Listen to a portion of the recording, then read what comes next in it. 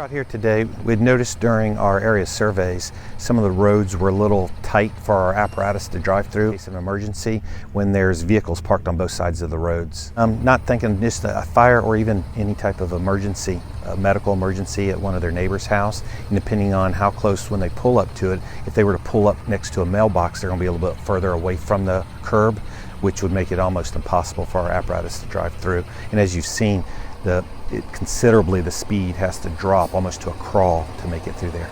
We were trying to, when we started doing our, as I mentioned, our area surveys, we noticed some of the tighter spots, and we figured we'd go ahead and be proactive and get the information out.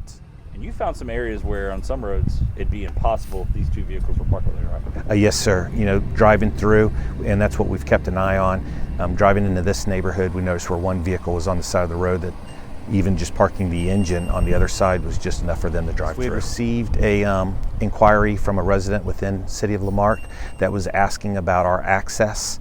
And when we started doing our area survey, that's when we noticed that on some of the streets we had this issue.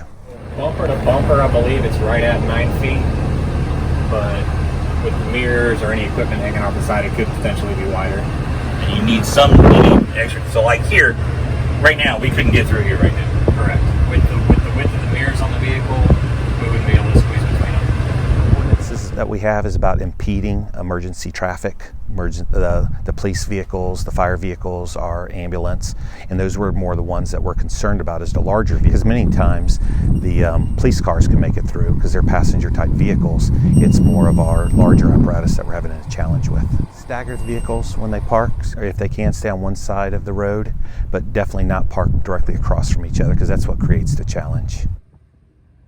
We have looked at different options. We're hoping that first we submitted the public safety announcement that our fire marshal had put out, and we were going to start with education, and he has been driving through the areas and just talking to residents, and so far he's received full compliance.